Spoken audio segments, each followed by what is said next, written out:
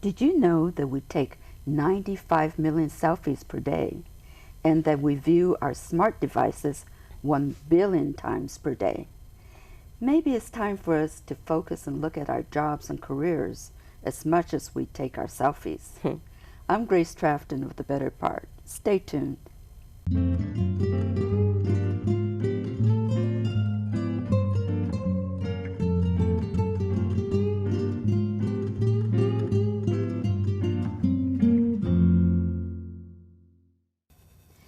Dr. Tracy Weiland is a prominent thought leader on the impact of technology on society, work, and careers. She's been a scholar at Stanford University and has held leadership positions at Apple, HP, Cisco, and the Apollo Group. Dr. Weiland has authored 11 books and is a frequent media contributor. Her latest book is called Employed for Life, 21st Century Career Trends. Welcome, Tracy. Thank you. It's good to see you here again. There's several work trends emerging in today's digital world. First, tell us what role our personal contributions play. Well, you know, when you mentioned about taking a career selfie, I really focused in on that and wondered how much time we actually do on career planning. And what I found is we only really spend about an hour and a half a year. And contribution is really important.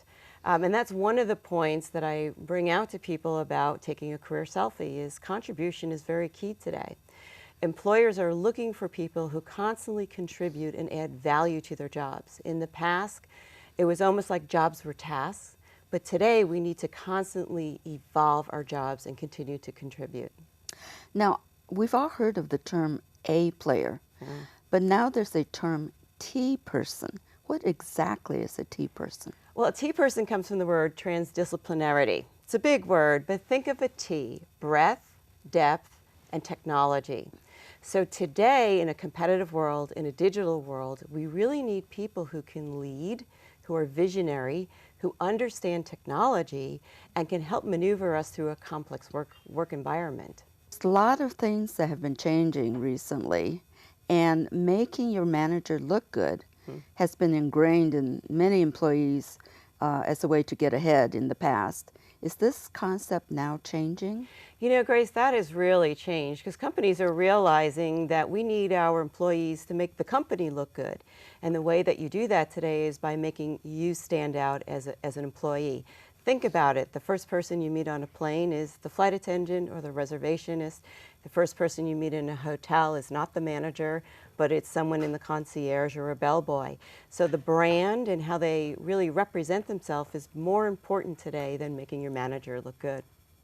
And also in the past, many of us thought that of the firm that we joined as our family, if we were lucky, that is. Yeah, in fact, the firms used to be the place where we made our friends, we met our spouses, we, had our social circles. But today, jobs are really only lasting 4 to 7 years. We have much more velocity and churn. And two is, you have to start looking at your company as your team. And it's not your mom and dad, it's not your brother and sister anymore, but it's really a team. How can I help you, and how do they help me? And it's a very different environment today than in the past. So it's not quite as valid today as it was in the past. No, we really need people to take responsibilities for their own career, and you can't look to your manager like a parent who's going to help you, because they need to look and focus on their careers and manage it. And so I would encourage people to say, these are my team players. I may work for them for a long time or a short time, but they're certainly not my family. Now, is longevity still a good career path to promotions and getting ahead? Here in Silicon Valley, it doesn't seem to be the case. No, in fact, I meet so many people who say to me, Tracy, why did that young person get promoted over me? Or why did that new person get promoted over me? And it's because that old term, the tap on the shoulder that you're waiting for, that longevity in a firm that guaranteed you promotion, isn't there anymore. It is all about our first point, which is contribution. And that's what companies today, how they're rewarding people and promoting them. Now, how important is it that we fit into the company culture? Culture is very interesting, particularly here in Silicon Valley, because every company has a unique culture. Google is not like Facebook. Facebook is not like Cisco. Cisco is not like Apple. And being able to fit and comfortably work in a culture is pretty important because it's how the firm represents itself. I call culture really the corporate glue. So I encourage actually employees to interview as the companies that they want to work for as heavily as they interview you, and make sure that there's a good fit. And culture will be very important, and that's the norms of the company, how they get things done. So it's important for us to do our homework on the company. Absolutely. I mean, I myself had joined a company, I loved it, joined a different company, and it wasn't a good fit. And it was a bad company, it was the culture wasn't quite right. I was looking for something that was a little more dynamic than the company I had moved to. So I think it's important because you don't want to self-eject. Right. In my case, which I did after about a year, or get ejected, which companies will do if they see that you're not a good fit. Now, is it still critical for us to find our passion, which we hear so much about, finding our passion? I think that puts a lot of pressure on people. I know there are people who born saying I'm going to be a pilot or I'm going to be a doctor, but I think most of us look for and explore what we like to do, what we do well, and hopefully something that we can make money at. And I think that changes from our 20s to our 30s to our 40s to our 50s and on. And I would encourage people to do more exploration instead of trying to find that key passion, because it may change. So is there a difference between finding your passion and self-exploration? Yeah, I think when you explore, you try many things. So in a company, it might be doing lateral moves. It might be joining different organizations. It might be volunteering for something, and continue to explore, or taking new classes to say, what am I good at that I can actually enjoy doing and hopefully make money at it, so that I can continue it, at least for a while anyway. Right, right. So what can we do to make ourselves more marketable as an employee? I think the more skills and experiences that we can learn and do will keep us marketable. So learning a new technology, or making a move from marketing into sales, and then maybe sales into finance, really rounding out ourselves so that we can market ourselves for more opportunities. It's highly valued today to have more robust backgrounds than just being only a specialist. And how important are the people we encounter at work? Actually, it's very important. Recruiters will tell you that 75% of the jobs today are done through networking, but don't forget networking starts inside the company. That's how you find about job openings. And let's face it, when people leave companies, they bring people with them. So I think it's very important not to burn bridges and to keep your networks inside and outside of the company. So it's always important to develop relationships within the company as well as outside. Absolutely. I encourage people to do informational interviews. This can be a quick phone call with a 15-minute, just what do you do? Here's what I'm looking at, just getting to know people, or a cup of coffee. But it's very important because you never know when those next jobs are going to open up, or a new division might be created, or God forbid a downsize, but then opportunities happen there too because people leave and they need backfills. So I think it's important to always just keep your ear to the ground, inside and outside the firm. I know that lots of people just sort of keep within their own department. So it sounds like it's good to be able to reach out to other organizations within the company, especially if it's a large company. Yes, and if you can't make a lateral move, because some companies don't encourage it, I would encourage you to go on a cross-functional team so that you can start to work with people from different parts of the company and learn about what they do. And a lot of times you really just have to take responsibility to get out there. There's a lot of what they call affinity groups inside of firms where you meet. There might be a women's group, it might be a tech group, where you can actually meet people inside the firm who are doing different things. And I encourage that kind of networking. Yeah, I think a lot of managers are somewhat short-sighted when they don't encourage lateral moves. Yes, in fact, in the old days, and I'm talking about myself, it was highly discouraged because they wanted you to get very good in a position. Today, they're realizing the world's too complex. And so how do we help people maneuver around the company? And some offer internships, or temporary rotations, or cross-training, or even like internal LinkedIns, so that people can say, okay, let me start looking and posting my skills so that I can position myself for other opportunities. So I think today it's really changing, and they're realizing that we need to give people this flexibility, because if we don't do it inside, they'll leave and they'll go outside. Right, exactly. Yeah. So you think the management nowadays is getting more enlightened? Some firms are. In fact, I remember talking to a firm that was trying to figure out how they could almost do these rotations between their company, not only internally, but with startups, so that they could keep their employees engaged, learning how to innovate and process at the same time. So I think there are some progressive firms out there, or at least HR managers. Oh, that's good. That's very encouraging to hear. Now, how about a mentor? How important is it to have a mentor? You know, I did a research study of executives a couple of years ago, and most men and women, that 96% of them said you absolutely need a mentor. However, it's changed. Instead of having a single mentor, what they encourage is having a personal board of advisors. I would just call it having go-to people, people you go to for finance help, people you go to inside the firm, people you go to for outside the firm, people you go to for career advice.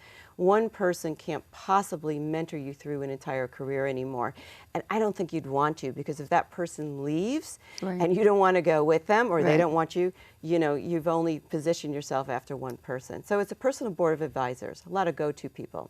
So you had touched upon networking a little while ago. Can you tell us a little bit more in detail about the networking process, both in-house and outside of the company? Sure. I think when people think about networking, they think about they have to bring a stack of business cards and Right. hand them out. Right. It's almost like speed dating. Right. And it's really not. And today, you know, networking is more about learning about what you do and you learn about what I do without an ask. It's more of getting to know people, more informational interview type of process, which is just learning and exploring. And people remember you because, let's face it, people love to talk and they love listeners. And so I encourage people just to do what I call subtle networking, was just asking people about their lives, about their work, their careers, and at another point in time when you're looking, ask their advice. It's almost better to ask people their advice rather than if they have a job. Now, how hard is it to get an informational interview? Because everybody's so busy at work. Are there lots of people who are willing to take out the extra time to give you an informational interview? Oh, absolutely, because it's a two-way street. You know, I might be a contact for you and you may be a contact for me. I would encourage, start with 15 minutes. Everybody has 15 minutes and can do a phone call. And that's easy, or a quick cup of coffee. But really it's, you know, and have your questions set so that you're not wasting people's time, and ask them, if you just ask advice. You know, I have a couple of questions, or I'm hitting upon a career challenge in my life. I'd like to get your advice, and just have like 5 quick questions that you can ask them. Even send them in advance so that they can prepare on how to answer you and can see that you're not asking them for, do you have an opening? Right. But I think it is important. So you can do informational interviews over the phone? Is that what you're saying? Oh yeah, I've done it over Skype as well. Ah. So I'm always meeting people, or even email and texting with people. I mean, it's just the communication of getting to know people. A lot of people reach out to me on LinkedIn. So there's many ways that you can have an informational interview. It doesn't always have to be that face-to-face in person. Okay, that's good. That's good to know, because a lot of people just don't have that face-to-face time. They don't have the time anymore. So what else can we do to prepare ourselves for working in this global economy of ours? Well, I think what's important is to keep your eyes and ears open for global opportunities. You know, if you can't travel, although I highly encourage it, or can't take an overseas assignment, which I also encourage, at least try to get on some globalized projects, whether it's a technical project like an IT, or a new website initiative or marketing project. I think it's good for people to get on virtual teams so that they can at least be exchanging with people overseas. So do you think this applies to all different types of technologies and companies? Oh yeah, I mean every business today is global. You think about eBay. I mean, I remember when they came on the marketplace and I opened up a storefront in less than an hour and took international currency. And it occurred to me that anyone can be global in a matter of seconds. I also found Elance, which is a global marketplace of talent, that I can go out and find people to help me and work for me all over the world just thanks to the internet. So there's so many ways that you can actually globalize your company, globalize yourself, and globalized teams at work are pretty important today. How about the people who are working for small companies? Well, actually, small companies are instantly global today, especially if they're on the internet. And you can, because of technology, most of the companies today are using Skype or some form of WebEx or telepresence to communicate. A lot of them are using their smartphones to be able to do Facebook, FaceTime, and be able to connect with people. So I think the language is there, the technology is there. It's just, and you have to almost, every business has to have a touch point in another country. Now that we've explored some aspects of our careers, let's look at a new trend in expanding jobs through crowdsourcing. What exactly is crowdsourcing as related to jobs? Well, simply put, crowdsourcing is using the internet to tap and engage people. The larger the group, thus the name crowd. So we can tap into, thanks to the internet, people all over the world to do a variety of things. And now one of the newest trends is the employment trend. Crowdsourcing has been around since about 2008. It's grown about 703% since then and is used in a variety of areas. Wow, it's grown that much. It has. It's really taken off. You might remember crowdfunding. Mm-hmm. So crowdfunding was one of the early adopters of crowdsourcing. How can I, and you might hear her Kickstarter and Indiegogo, these sites, how is I an entrepreneur, a startup, a musician, an artist, how can I find people who might make funding donations to my cause? And so I can tap into a platform using my smartphone or an app and actually reach out to people, and they find me and they go there to look at my new product or listen to my music and make donations towards it. And that's how crowdfunding really evolved. So people do crowdfunding for a variety of reasons, is that right? They do. In fact, Apple Computer mentioned last year in their developers conference that they invested $10 billion in crowdsourcing globally developers and paying them to make apps for the iPad, apps for the iPhone. And this year, they're looking for developers to make applications for the iWatch. Right. And so what they're realizing is you have brilliant people in your company, but you have this whole world or crowds of people who have talent that can actually contribute and innovate to you. And it's not just Apple.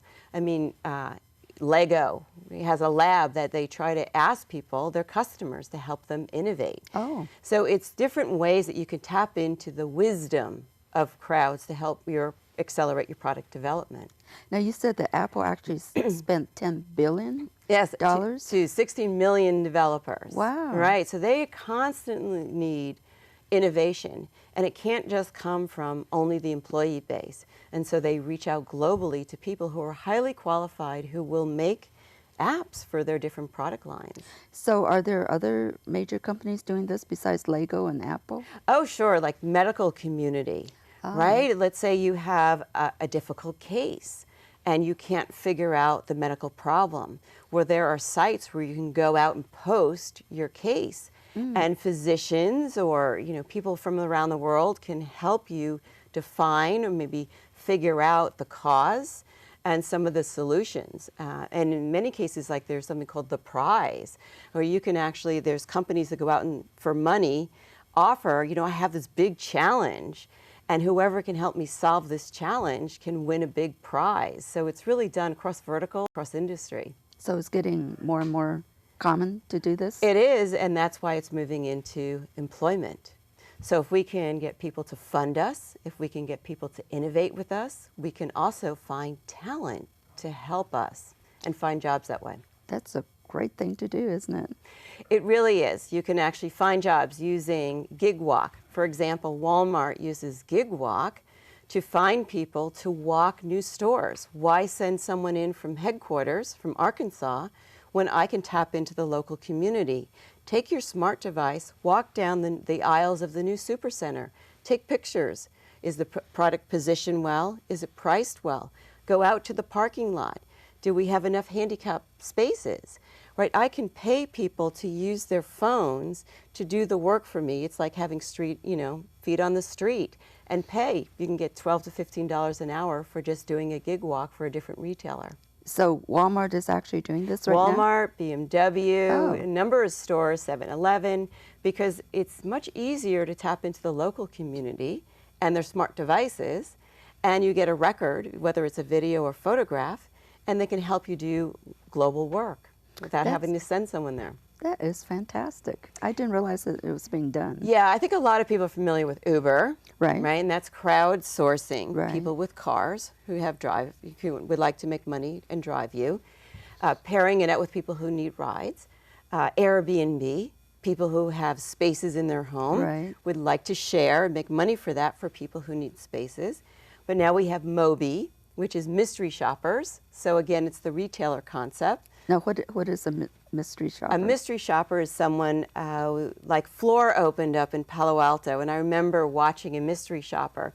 Somebody walked in as a customer and started asking the sales force different questions that the employer would like them to test. It's almost like giving a salesperson a stress test to find out if they know the products, they know the prices, they give good advice. So mystery shoppers can be used in any retail facility, right? And so I can go out and find a Moby job and find if I can go into a retailer and be a mystery shopper.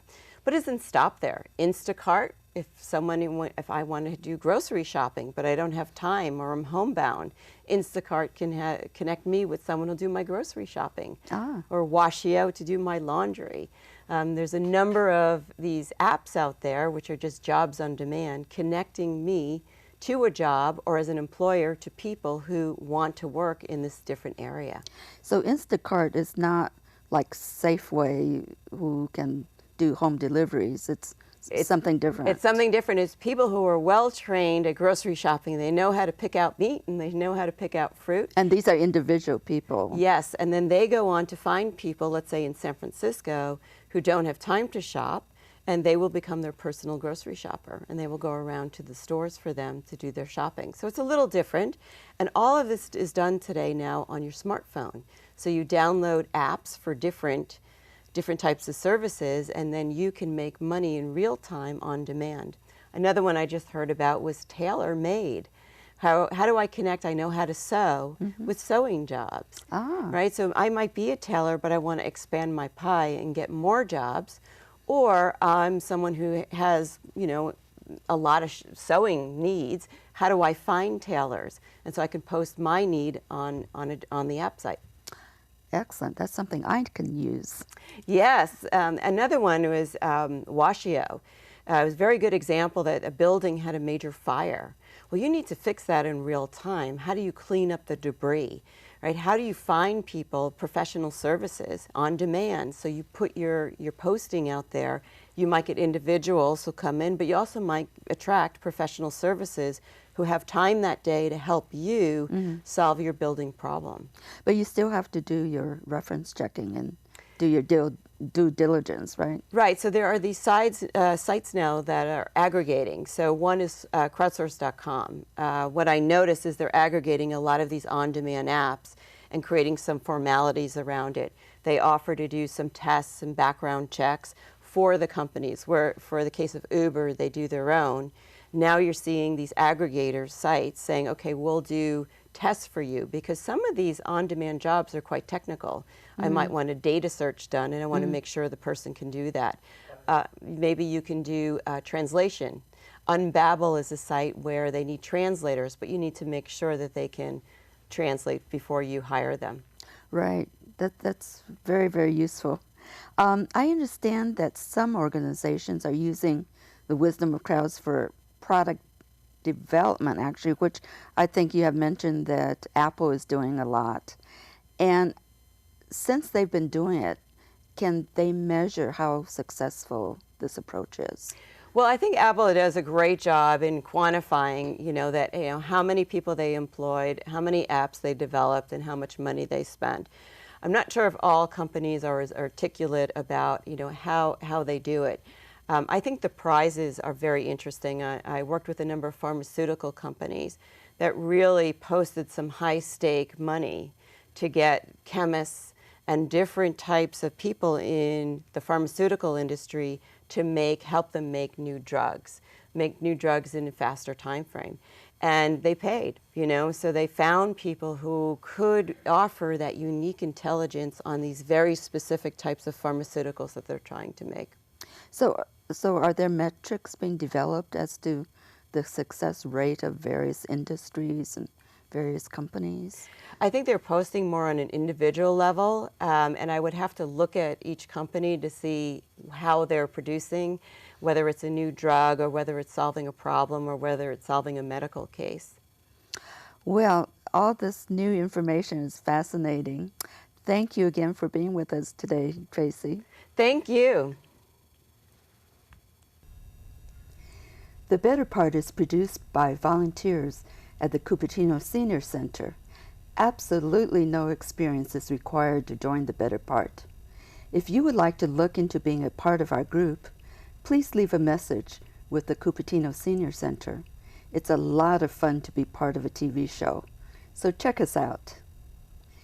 Thank you for being with us today, and I hope you found some useful information regarding our ever-changing workplace today.